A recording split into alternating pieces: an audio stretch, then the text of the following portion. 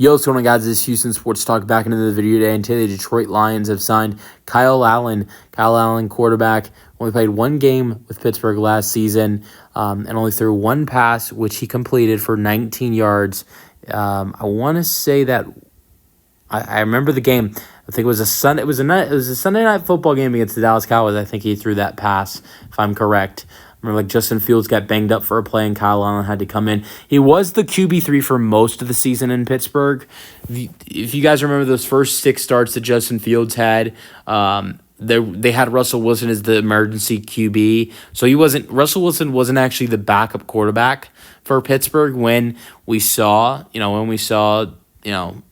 Justin Fields starting. The backup was Kyle Allen. That's why when Fields got a little bit banged up against Dallas, Allen comes in and throws a 19-yard pass, and Fields came right back in. I think it was against the Cowboys.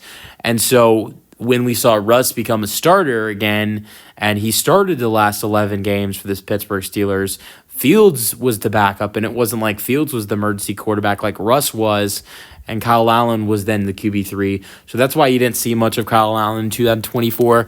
In 2023, he was the backup in Buffalo, and that's why he played in 7 games. Didn't actually throw any passes, though. And in 2022, he did get to start in 2 games for the Houston Texans.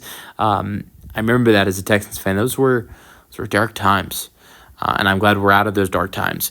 The Texans went 0-2 under him, being a starter. He threw 46 for 78 with 416 passing yards, 2 passing touchdowns, and 4 interceptions. Now, he has started 19 games in his career.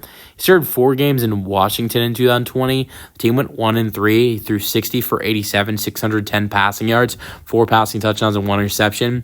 And he looked amazing with the Carolina Panthers in 2019 as a young second-year quarterback who barely played in his rookie year. And he played 12 starts. The team went 5-7 while they had an injured Cam Newton. He threw 303 for 489 and 3,300 passing yards, 17 passing touchdowns, and 16 interceptions in his 12 starts. And I know the interceptions were a problem, but it's going to be a problem for a young, basically rookie quarterback. I thought the impressive thing about the way Kyle Allen played in 2019 was the team had a 5-7 record without Cam Newton, with a first-year starting quarterback in Kyle Allen, and that's what led to him getting opportunity in Washington for 4 starts in 2020, and so let me know your thoughts on the signing for Detroit in the comment section. I think the thing I'm interested in with this signing for Detroit is he the backup in Detroit now? Because you got Hendon Hooker. Is there going to be a QB? Could there potentially be a QB2 battle in Detroit with Hendon Hooker and Kyle Allen? Could Hendon Hooker be traded potentially?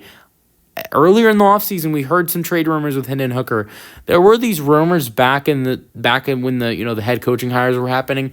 There were these rumors that potentially Ben Johnson was going to go and get hired by the Raiders, and then the Raiders were going to trade for Hendon Hooker. Obviously, that didn't happen because Ben Johnson's with Chicago now, and Hendon Hooker's still a Lion.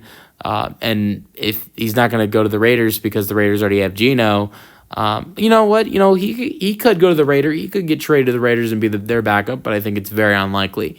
And so there were those rumors. I don't think Hendon Hooker goes anywhere. You do got Teddy Bridgewater. I don't think Bridgewater returns anymore now that Kyle Allen's on this team. So I think it's either going to be Kyle Allen's the backup for Jared Goff, and Hendon Hooker is traded, or obviously Goff's the starter, and there's a QB2 competition between Hendon Hooker and Kyle Allen.